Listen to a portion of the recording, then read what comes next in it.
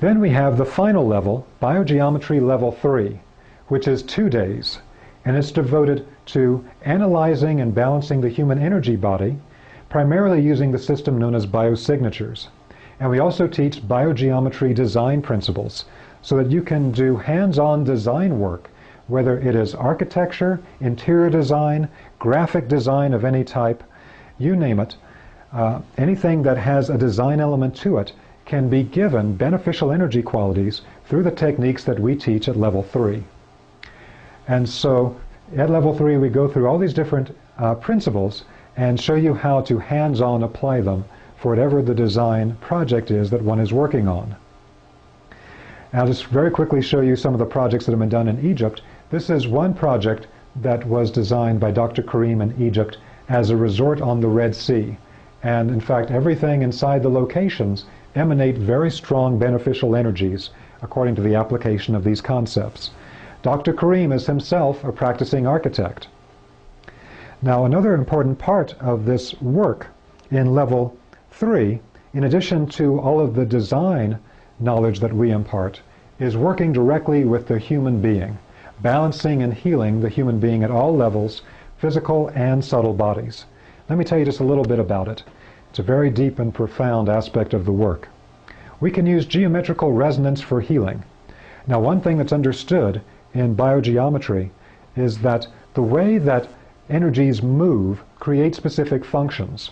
So what in China they might call qi, or in India called prana, living vital energy, runs through the human body and runs into all of the organs and systems of the body, and as the vital energy runs through the systems of the body, it creates specific movement patterns. These are three-dimensional geometric movement patterns that have the particular effect of creating a function based on the shape that the energy is moving in. They're originally three-dimensional, but they can be simplified down to a two-dimensional shape. That two-dimensional shape contains the information of the function from the three-dimensional energy movement pattern.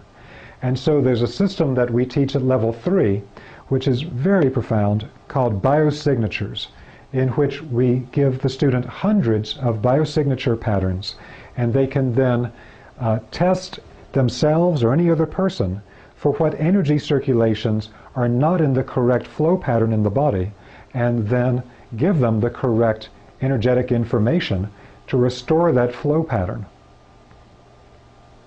Now, a very important principle comes into play here: energy, shape, and function. So the meaning of this is that what we understand in biogeometry is that energy needs to be told what function to perform. And it gets told what function to perform by the shape that it moves into. So energy into shape equals function. So instead of seeing biosignatures as just these squiggly lines, understand them rather as the movement of energy in a particular pattern to create a function in the human energy body. And so when we look at the anatomy of the human body, the lungs, the kidneys, the liver, etc., all have specific patterns of energy movement in them, which give rise to particular functions. So for instance, these are a few biosignatures for the spine. It's very important for me because when I began working in biogeometry, I'd had a very severe car accident and a lot of damage to my neck and spine. And I had a lot of pain and a lot of immobility because of it. After working for a short period of time with Dr. Karim, he had identified a set of biosignatures that I needed, and my quality of life was dramatically improved almost immediately. Now, one thing that we always say in biogeometry is that we make no medical claims, and we also make clear that the results of biogeometrical work for any particular person is unpredictable. Every person has their own unique energy system.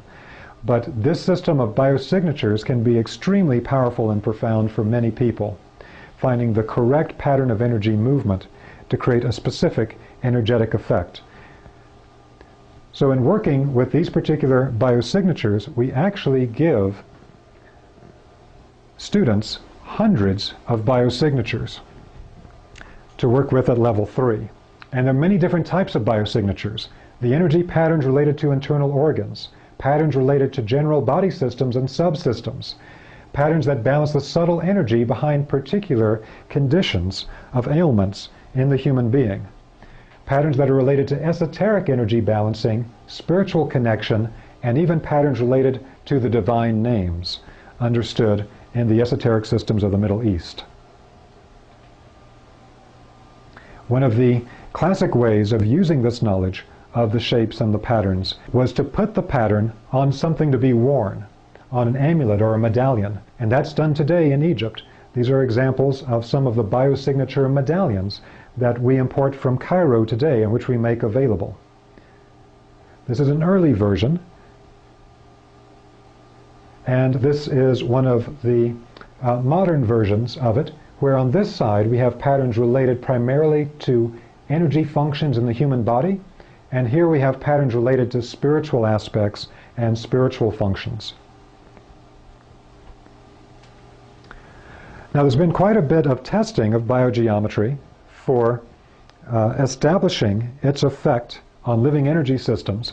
And one thing that they did is they used infrared testing in biogeometry in one particular project, and they were able to show that there was a significant alteration to the human infrared energy of the body when wearing different biogeometrical shapes, medallions, pendants, or pendulums.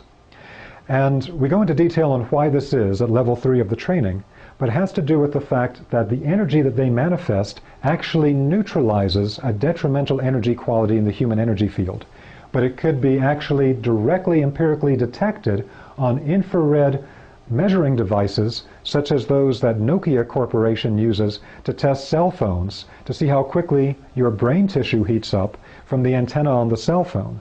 So we can show empirically that there are effects from these biogeometrical shapes and forms. Which leads us into the final topic, which is scientific validations of biogeometry in Egypt and in Europe.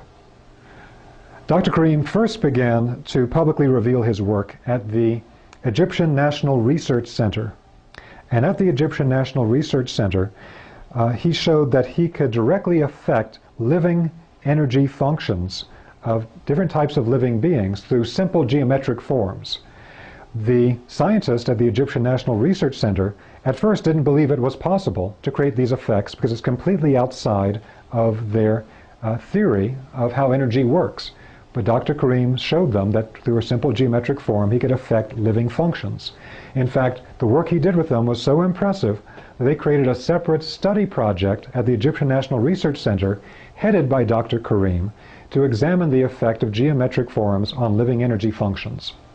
Now after that, Dr. Karim was invited to participate in the Egyptian National Hepatitis C Research Project.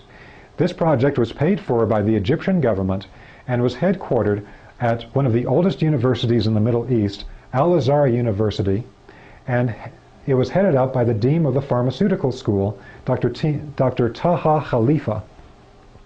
Now after the first 6 months of this project, what they did in the project is that they had different groups, and in one group they would give them interferon.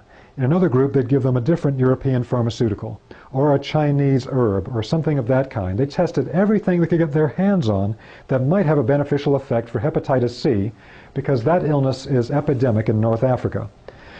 One group got the biosignature patterns that Dr. Karim had found were effective for Hep C.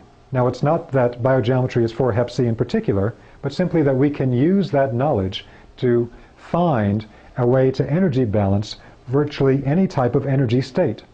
And Dr. Karim, and we always repeat, said himself that, again, we don't make any medical claims for this work. This is all experimental. He's not a medical doctor, he's an architect, but he understands the energy science of ancient Egypt. So after the first 6 months, the dean of the pharmaceutical school, Dr. Taha Khalifa, went on Egyptian national television, and they asked him, what was the most effective thing that you found? And at first he didn't want to respond, but then he came out with it and he said, out of everything that we tested, by far the most effective, with an average 90% normalization of enzyme levels in the people in that group, was the biosignature patterns from Dr. Ibrahim Karim.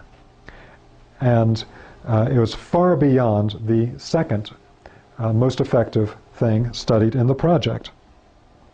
And he said they were going to examine this much further because they could not account for it according to their knowledge of modern medicine, how this could possibly have worked. But nonetheless, it was the most effective thing they found.